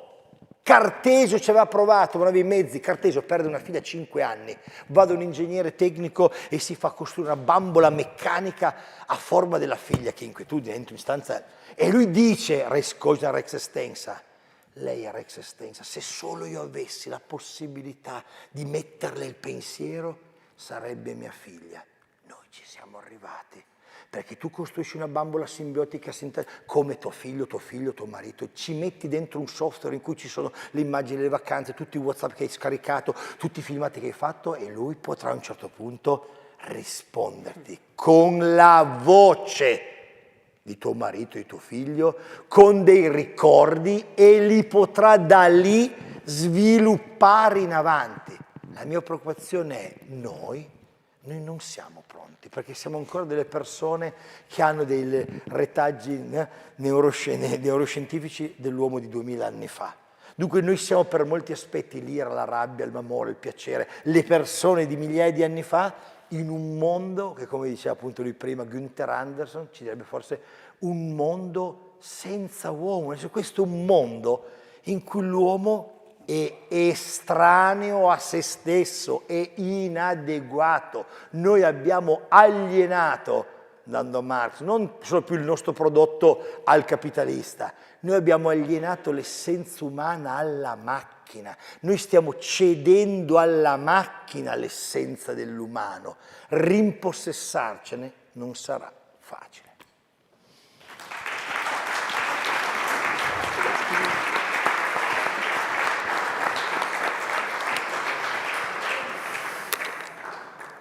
Dolorosamente vero, no?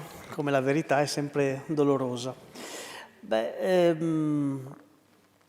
è talmente vero quello che dici che secondo più di una ricerca recente, gli adolescenti preferiscono confidarsi con un'intelligenza artificiale che con un genitore. Ed è interessante le ragioni che hanno addotto. Prima ragione, non mi giudica. Seconda ragione, rispetta le mie emozioni. Terza ragione, mi incoraggia davvero. Allora io credo che su questo dobbiamo interrogarci, perché giustamente tu hai sollevato delle tematiche gigantesche, ma io credo che in realtà, no, come anche tu dicevi, è tutto all'interno di un quadro dove in realtà ci vogliono sottrarre, o ci stiamo lasciando sottrarre, la gioia della relazione. Vi faccio notare una cosa. Quando si parla di intelligenza emotiva, si tende sempre ormai a pensare l'intelligenza emotiva come l'individuo che da solo regola le sue emozioni. Che ok, un adulto emotivamente maturo, adulto, tendenzialmente dovrebbe essere in grado di regolare le proprie emozioni. Ma vi faccio notare come nasce la nostra mente. Secondo il modello di Fonagy della mentalizzazione, la nostra mente nasce in chiave relazionale. Cioè, prendete il neonato che piange. Che cos'è che regola il dolore del pianto? Che cos'è che regola la rabbia del bambino? Torniamo ad Heidegger, l'abbraccio della madre, l'abbraccio del padre. Questo è il nostro primo sistema di regolazione delle emozioni. Questo vuol dire che il nostro sistema per regolare le emozioni è relazionale. Vi faccio un esempio concreto, è un'ipotesi.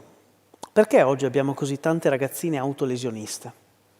Le ragazzine autolesioniste si confrontano con tanti temi delicati, dolorosi, il corpo che cambia, magari l'assenza di alcuni genitori, degli standard troppo alti, irraggiungibili. Ma queste cose in parte, anche le fanciulle presenti in sala 30 anni fa, si trovavano a confrontarsi con questo. E voi cosa facevate quando eravate arrabbiate col fidanzato, arrabbiate col genitore, arrabbiate col vostro corpo? Ne parlavate con l'amica, con la mamma, la zia, la cugina del pianerottolo. E allora lì che cosa succedeva? Condividendo, voi condividevate le vostre emozioni e il nostro cervello funziona così. In realtà la terapia è fondamentale, ma l'ascolto di per sé è già curativo. Se è empatico, se tu a fine giornata stai con un essere umano che quando arrivi a casa ti dice: oh Matteo, io vedo che hai dei pesi nel cuore, non so niente di psicologia, se ti va però puoi condividerli con me. Una persona che parla con te in questo modo, che ti offre il suo ascolto, già è un porto sicuro. Ora però il problema qual è? Il problema è perché queste ragazze si rifuggono nella lametta per tagliarsi, perché non credono più nella relazione. Queste ragazze prima di un'interrogazione, rispetto alla quale sono in ansia, non vanno dall'amica a dire: oh aspetta, ricordami, dammi 2 dritte, fammi un recap veloce. No, vanno in bagno, si fanno un piccolo taglio, il taglio nel corpo attiva una risposta dell'organismo, il corpo si difende, la risposta è anestetica e tu per un pochino non senti le tue emozioni, non senti il dolore, non senti l'ansia, è come uno psicofarmaco. Ora però noi cosa facevamo? Tendenzialmente ci affidavamo a qualcuno. Ecco, oggi c'è questo mito dell'autosufficienza emotiva: se sei potente non hai bisogno di nessuno. Una donna forte non ha bisogno di nessuno, un uomo forte non esprime le sue emozioni. Risultato, abbiamo livelli di depressione, di ansia e di panico che non sono mai stati così alti in Occidente. Perché? Secondo me perché stiamo dimenticando il valore della relazione. E allora che cosa si fa? Forse quello da cui dovremmo iniziare a capire è che l'io oggi vuole farsi Dio. Ma l'io che vuole farsi Dio, cioè l'io che vuole stare in cielo, le ali non ce l'ha. E ponendosi così in alto come obiettivi, come standard, alla fine è divorato dall'angoscia. Perché l'io che vuole farsi Dio si pensa monoteista, non si pensa in connessione con qualcuno. Quindi da questo guardate tutte le sofferenze dei nostri ragazzi, guardate i ragazzi ritirati sociali. Adesso io lo prendo in chiave esistenziale, io non sono uno psichiatra, però in chiave esistenziale il ritirato sociale si ritira dal mondo perché il mondo corre troppo, perché il mondo è troppo violento, perché il mondo è troppo competitivo e dice non ce la faccio. Pensate che questi ragazzi stanno così male che ribaltano anche i cicli circadiani, cioè di notte sono svegli, alle 8:10 devono andare a dormire. Ma perché? Perché alle 8:10 il dolore mentale è lancinante, perché i compagni riescono a reggere il peso della luce. E da dove arrivano gli hikikomori? Dal paese del Sol Levante, dove il sole qui simbolicamente può essere un simbolo di prestazione, di eccellenza, è la medaglia d'oro, è la iperrealizzazione. E allora guardate un po' i casi di hikikomori, di ritiro sociale.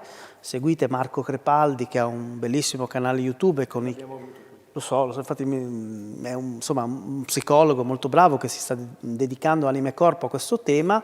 Io mi sono scambiato qualche messaggio con lui e lui mi dice: guarda che sono molto più di 200.000 i ragazzi in ritiro sociale, perché poi il ritiro sociale ha tante sfumature. Certo. Allora la domanda è, alla fine, io sono sempre convinto che noi abbiamo bisogno di una speranza attiva, una speranza resistente. Cosa possiamo fare? Al netto che tutto questo è difficile, io mi permetto di dirvi questa cosa, perché poi quando hai un attimino di popolarità, nel mio caso viene avvicinato spesso anche da dei genitori VIP, e vi dico una cosa che spesso ho tematizzato con loro. Più il conto in banca sale, più il figlio si ammala. Io ormai questa cosa qui la sto vedendo quasi statisticamente. Perché? Vi faccio notare la bambina di Bansky.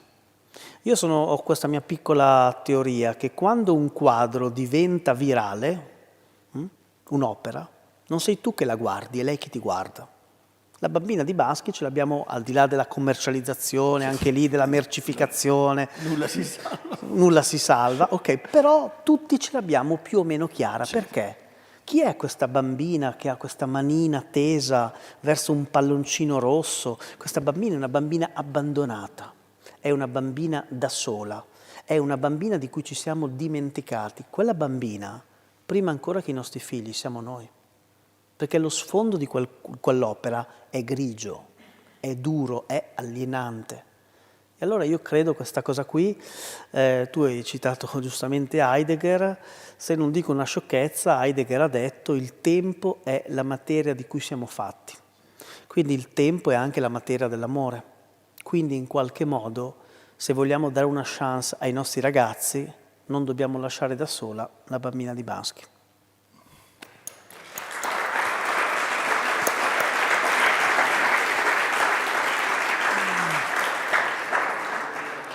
E adesso stanno cominciando a interagire con noi le persone da casa.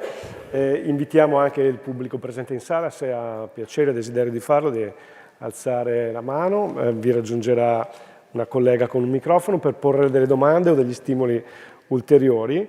E intanto ci sono persone che ci stanno scrivendo e ci dicono: ma a fronte di tutto questo possiamo rilanciare l'educazione, la gestione del tempo, delle relazioni, non più in un'ottica di battaglia individuale, ma come un'alleanza di gruppo? Cioè, ha ancora senso questa cosa?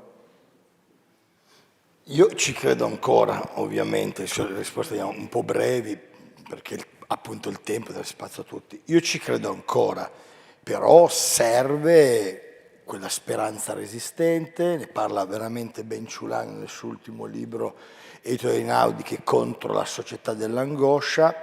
Noi dobbiamo sperare, non una speranza ingenua ma resistente. A me piace anche immaginare che questa speranza sia un po' utopica, perché a volte noi liquidiamo l'utopia, no, come sogno irrealizzabile, come un vaneggiamento. Alla fine il buon Thomas More, quando scrive la sua opera Utopia, immagina un'isola per criticare, no, l'Inghilterra dell'epoca, le ingiustizie, le guerre di religione, la povertà, la violenza. E nel dirci che quell'isola è là, ci sta dicendo non tanto realizzatela o raggiungetela, ma incominciate ad andare in quella direzione. Allora noi proviamo anche a sperare cose altre, diverse da quelle che stiamo in questo momento vivendo. Allora entriamo a scuola, se ci sono dei colleghi, degli insegnanti, o viviamo il palazzo, il condominio, il quartiere, immaginando modi diversi per stare insieme. Ieri ero in bicicletta con mia figlia, qualche rito domenicale, perché sono sempre in giro ovviamente, in bicicletta devo comprare i giornali la domenica mattina, una cosa proprio novecentesca, devo uscire con tanti giornali sotto braccio, non ho detto che li legga tutti, ma mi piacciono, figurine per lei, passiamo, e c'era una cosa che molti giovani che passavano, non li sto criticando, perché molto più individualisti, forse un po' più anche in soggezione nel mostrarsi, ridevano, prendevano in giro che cosa? Sul ponticello c'erano delle casse e veniva messo della musica e c'erano degli anziani che sono andati a appuntamento per fare dei balli insieme ed erano una ventina e c'era anche uno di loro che suonava, eccetera, eccetera. Quello che sembrava una cosa ridicola, questo anziano, loro avevano un sorrisone così perché avevano rotto una dimensione individuale e si ritrovavano a ballare su un ponticello in una città, la metropoli torinese. Già solo aver pensato questa domenica mattina portiamo la musica, ci vediamo, ha riattivato la relazione. Il problema, non sto scherzando, quel ragazzino l'ho sentito parlare, non li ho fermati, ma non si vergognano, guarda come ballano male. Eccolo lì, perché loro effettivamente non lo farebbero. Loro su TikTok fanno il video, lo editano, quando è perfettino, lo standard, le luci, hanno messo i filtri, sono magari prime dimagrite, altrimenti dicono, hai visto, ma quella così è, quella cicciona, quello brutto, ha fatto anche lei il balletto, questa roba qua, ragazzi, quella roba lì è quella solitudine dell'individuo prestativo che poi si angoscia perché vuole diventare un Dio, ma Dio non diventiamo, e e la rompe la dimensione, secondo me, collettiva. Questa cosa qua. Altra cosettina, con i miei allievi, cosa facciamo a volte? Sbaglio tantissime cose, solo chi sperimenta, perché può sbagliare, chi non sperimenta non sbaglia mai. Volte usciamo e leggiamo in un'ora magari un brano, è poco un brano, potevo fare un capitolo rimanendo in classe, però in quel momento lì un brano lo leggiamo insieme, già qualcuno si distrae durante un piccolo brano, usciti all'aperto, ha creato un piccolo rito, una comunità, e noi abbiamo bisogno di comunità, abbiamo bisogno che tutte le cose che noi possiamo fare di comunità sono veramente vitali. L'essere umano non è nato per stare da solo, ma stare con gli altri. E se ci pensate, anche gli antropologi negativi, pessimisti come Hobbes o meno, ti dicono comunque che però gli esseri umani, anche solo per necessità, devono collaborare. È chiaro? Dunque noi, stando con gli altri, possiamo riscoprire un senso, una relazione, ma costa fatica, perché la società va totalmente in altra direzione. Hanno creato il monopasto, il monoconsumo in ogni cosa, in ogni cosa. Esempio, che è più libertà, questo esempio vi faccio, ma che ha un costo molto grande, lo dobbiamo recuperare da un'altra parte. Noi siamo in 5. Serata che può realizzarsi a casa mia. Può essere così. Io magari sono nel mio studio che scrivo, faccio un video o banalmente mi guardo una partita di calcio o di pallavolo. La madre di là che magari guarda la sua serie TV, Grey's Anatomy, contenta, 18ª stagione, eccetera, eccetera. La mia figlia più grande, camera sua, probabilmente in videochiamata, ripasso con le amiche o gli amici o si discute su come ci si veste il giorno dopo. Il mezzano è lì, un Brawl Star, le figure dell'Adrenaline che parla di calcio, magari online un gioco o da solo, e la più piccola la mettiamo lì davanti al suo Disney Plus che guarda. 5 solitudini, ma anche 5 libertà. Perché io mi ricordo quando ero piccolo e c'era un'unica televisione, era mio padre che sceglieva il programma. Non parliamo di mio nonno, so che bevendo mia nonna che era una rivoluzione, appena mio nonno col Barbera faceva così, non c'era anche il telecomando, andava e cambiava, però mio nonno decideva, mio padre. Io mi ricordo che una volta volevo vedere il film Lo squalo di Spielberg. Io ho sempre avuto un amore passionale per i film con i mostri, mi piaceva, avevo tipo seconda media. E mio padre, non stiamo a guardare quella cosa. C'era il rito però, perché il rito era anche il lunedì cinema, c'erano pochi film quando la Rai li trasmetteva. Allora io mi invento questa cosa. Papà, stiamo facendo il genere d'avventura a scuola col professore delle medie. Ci ha consigliato di guardare il film Lo squalo. E mio padre, nella sua semplicità, cosa dice? Se lo ha detto l'insegnante. Altri tempi. E allora, per dirvi che la comunità, anche quando è conflittuale, crea una relazione. Questo modello, che però vi ripeto è vincente perché non vi prende a schiaffi, ti dice, ma cavolo, avete 5 device, non dovete stare lì a discutere un compromesso su quello che dovete guardare, chi decide. È la libertà, bellezza.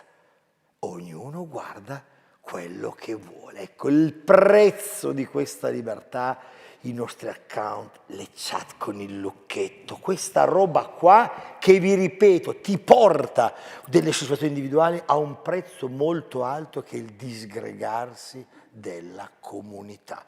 Noi dobbiamo provare a invertire, non vuol dire in tutto, il tutto niente no, c'è la via di mezzo, vuol dire che abbiamo i nostri momenti di individualismo, ormai questo è anche il mondo, ma salviamoci. Io mi salvo il martedì sera, domani, da 6 anni, 7 anni, ho una squadra di pallavolo mista, siamo vecchi, prendiamo volte dei giovani, ma per noi arrivare, la doccia insieme, la volta la rete non si... È una dimensione comunitaria che fa la relazione. Dopo andiamo a berci una birra, andiamo a questa cosa qua.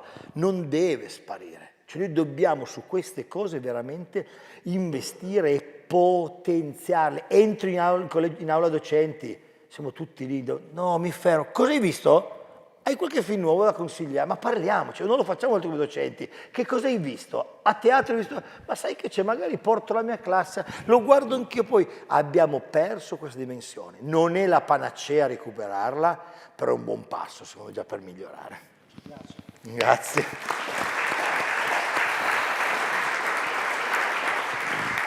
Stefano Rossi, invece, a te la parola per rispondere a una domanda che abbiamo dal pubblico in sala.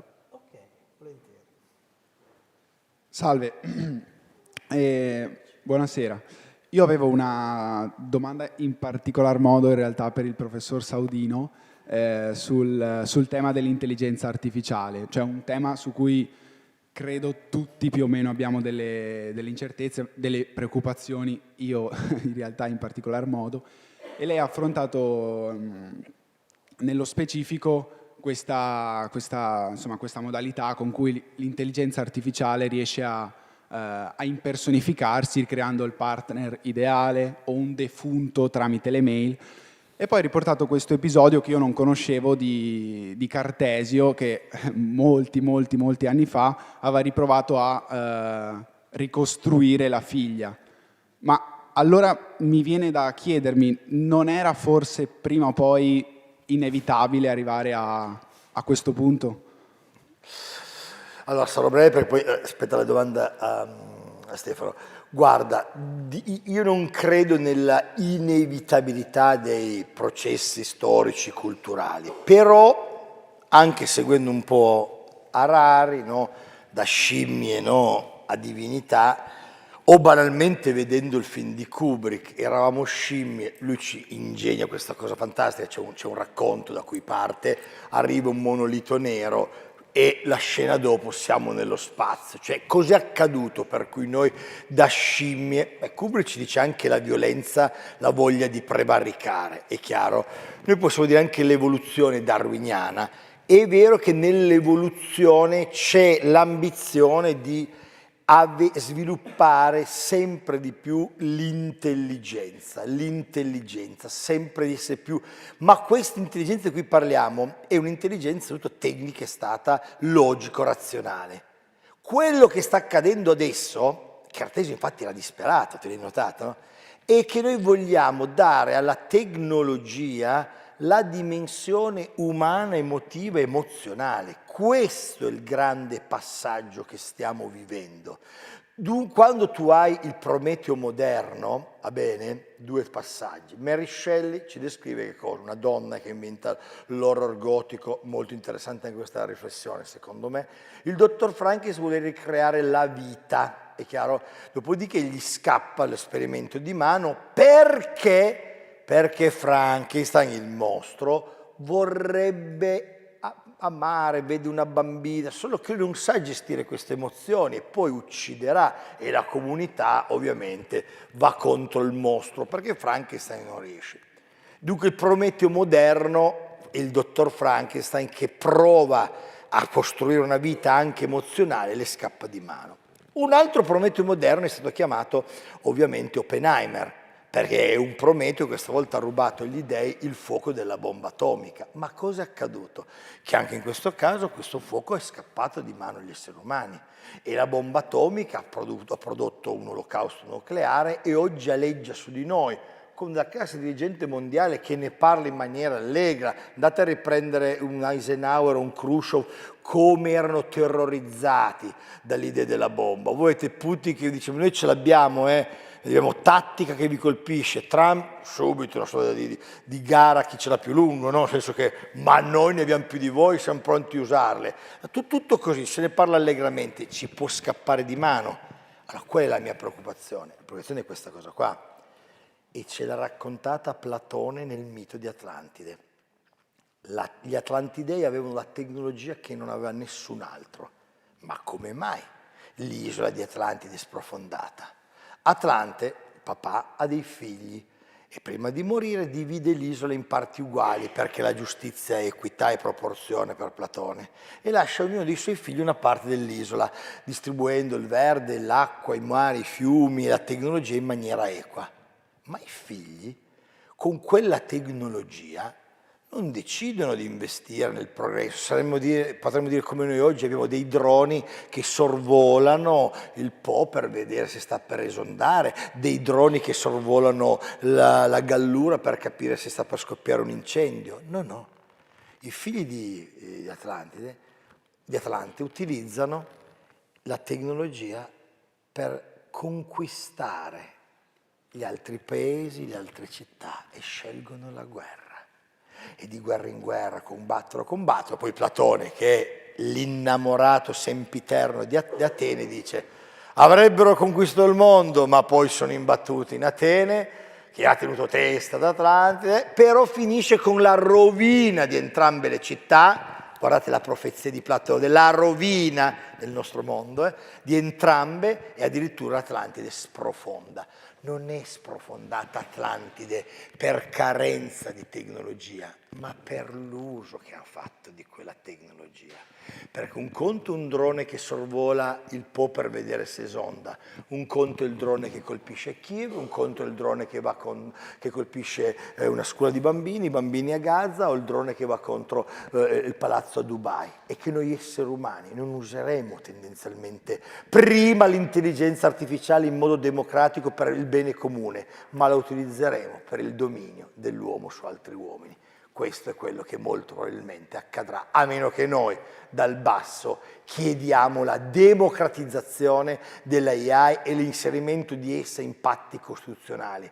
Sono sincero, non mi sembra che sia un po' lo spirito del tempo. Non è un buon motivo per non provare a realizzarlo.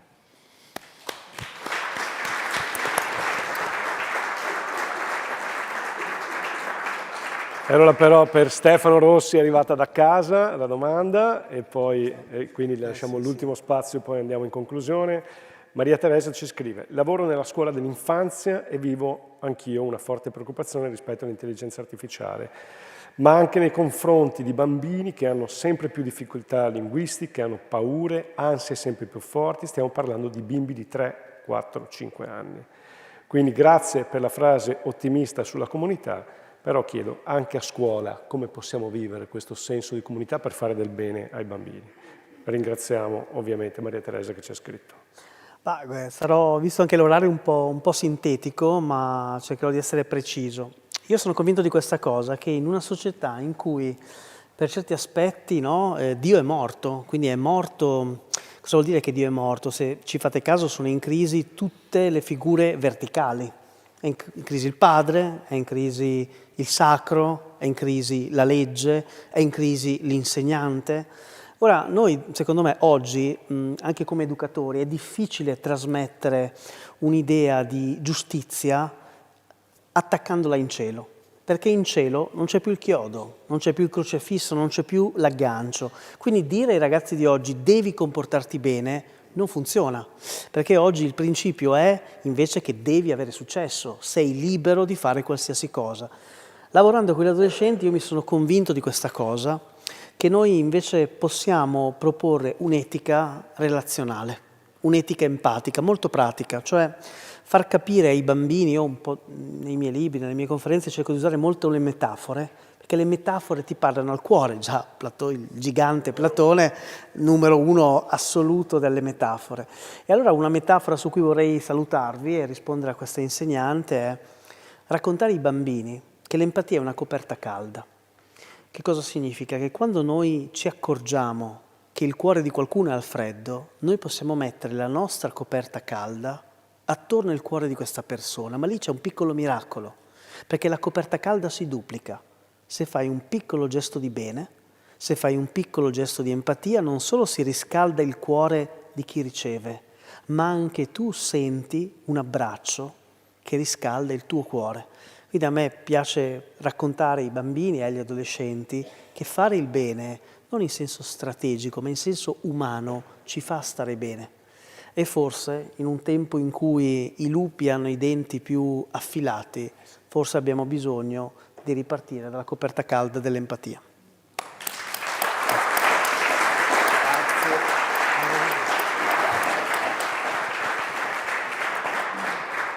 E allora noi possiamo concludere questo incontro, esperimento riuscito, perché la nostra idea era di far interagire questi due mondi. Abbiamo veramente guardato in faccia, anche se costa fatica e dolore, la realtà e la verità per come stanno le cose, però abbiamo anche recuperato il valore profondo della condivisione, della cura, della relazione, che è quello che abbiamo vissuto non solo nei contenuti, ma anche con questa esperienza di dialogo e collaborazione di scambio. Quindi vi ringraziamo veramente per aver aderito alla proposta, per aver dato sostanza a questa idea. Ringraziamo moltissimo tutto il pubblico in sala, le moltissime persone che ci hanno seguiti e ovviamente vi invitiamo a rimanere ancora con il nostro festival Cambio Gioco.